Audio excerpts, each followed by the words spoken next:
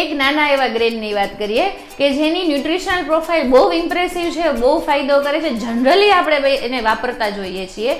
આજે વાત કરીએ બાજરા વિશે. હું ડૉક્ટર ઉત્પલા, ડાયટિશિયન ફ્રોમ ફીડ્સ એન્ડ. બાજરો એક એવું ગ્રેન છે કે જે સ્મોલ છે પણ એના બેનિફિટ બહુ બધા વધારે હોય છે. એન્ટીઓક્સિડન્ટ છે, એમાં પોલિફેનોલ છે, ફાઇથોકેમિકલ છે, એટલે આપણા બોડી માટે બહુ સારું છે. જનરલી આપણે બાજરાને શિયાળામાં વધુ લેતા હોઈએ છીએ, પણ આજે જોઈએ બાજરાના બેનિફિટ્સ ક્યાં ક્યાં હોય છે. પહેલું છે એ કેન્સરના રિસ્કને ઘટાડે છે. હા, તમે સાચું સાંભળ્યું, કેન્સરના રિસ્કને ઘટાડવામાં બાજરો બહુ મદદ કરે છે. હાઈ ફાઈબર કન્ટેન્ટ ધરાવે છે. એક સ્ટડી થયેલું છે યુએસમાં કે બ્રેસ્ટ કેન્સરમાં છે ને બાજરોની ઇફેક્ટ બહુ સરસ આવતી હોય છે. એટલે કેન્સરના પેશન્ટ છે ને જનરલી અમે બાજરો રિકમેન્ડ કરતા હોઈએ છીએ અને બાજરો લેવો પણ જોઈએ કેન્સરના રિસ્કને ડાઉન કરવા માટે. બીજું છે ડાયાબિટીસ માટે. તમને બધાને ખબર છે ને તો કે ડાયાબિટીસમાં જનરલી બાજરાના રોટલા જમતા હોઈએ છીએ આપણે. બાજરો છે ને હાઈ ફાઈબર છે ને એની સાથે સાથે એનું ગ્લાયસેમિક ઇન્ડેક્સ લો છે, એટલે જે આપણા બ્લડ શુગરને સ્પાઇક કરે ને ઝડપથી ના કરે. એટલે બાજરો છે ને એ ડાયાબિટીક પેશન્ટ માટે તો સુપર ફૂડમાં આવે છે. જનરલી અમે ઘણી વખત એમને એક ટાઈમ બાજરાની સલાહ આપતા જોઈએ છીએ. ગ્લુટેન ફ્રી છે.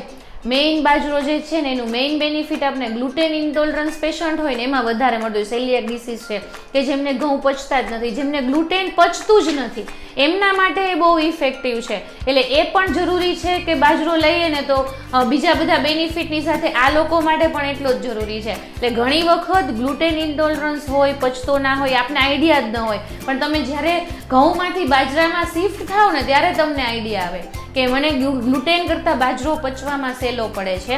પછી છે તમારું એનર્જી લેવલ બૂસ્ટ કરતું હોય છે બાજરો. તમને થાક ફીલ થતો હોય, તમને ફટીગ ફીલ થતું હોય કે જે મજા ન આવતી હોય એની ફિલિંગ્સ આવતી હોય ને, એમાં પણ બાજરો તમને ઇન્સ્ટન્ટ એનર્જી આપશે, એનર્જી લેવલ તમારું બૂસ્ટ કરી દેશે. એટલે એ બાજરાનો બેનિફિટ છે. કોલેસ્ટ્રોલ લેવલ ઘટાડવામાં પણ હેલ્પફુલ છે. બાજરો છે ને બેડ કોલેસ્ટ્રોલને ઘટાડે છે, એટલે હાર્ટ હેલ્ધી છે. કાર્ડિયોવાસ્ક્યુલર સિસ્ટમને પ્રોપર વર્ક કરવામાં હેલ્પ કરે છે. એટલે કોલેસ્ટ્રોલ ઘટશે તો પણ બીજા બધા ઘણા બધા બેનિફિટ મળતા હોય છે. હિમોગ્લોબિન વધારવામાં બાજરાની ઇફેક્ટ બહુ સારી આવતી હોય છે. આ બાજરામાં છે ને આયર્ન છે, એટલે જેમને આયર્ન ડેફિશિયન્સી છે ને એમના માટે બાજરો બહુ સારો. એટલે હિમોગ્લોબિન લેવલ વધશે, તમને પોતાને સારું ફીલ થશે.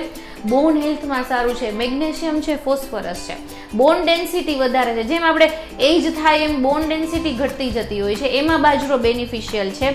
એન્ટીઓક્સિડન્ટ છે, વાઇટામિન ઈ છે, વાઇટામિન સી છે, ઇવન એમાં પ્રોટીન ભરપૂર માત્રામાં હોય છે. એટલે જેમને પ્રોટીન ઘટતું હોય ને એમને પણ બાજરાની ટ્રાય ચાલુ કરી દે, બાજરો સાથે લેવાની ટ્રાય ચાલુ કરી દેવી જોઈએ કે તમને પ્રોટીન પ્રોપર માત્રામાં મળી રહેતું હોય છે. એટલે બાજરો એમ બી સારો છે, ઇવન એન્ટી ઇન્ફ્લામેટરી પ્રોપર્ટી છે. અને સ્પેશિયલી જેમને પીસીઓએસનો ઇશ્યુઝ છે, જેમને મેન્સ્ટ્રુઅલ ઇરેગ્યુલર છે ને એમના માટે બાજરો બહુ સારો છે. એ મેન્સ્ટ્રુઅલ રેગ્યુલર કરશે, પીસીઓએસમાં એમનું બેનિફિશિયલ છે. એટલે આ બધા જ બેનિફિટ બાજરાના છે.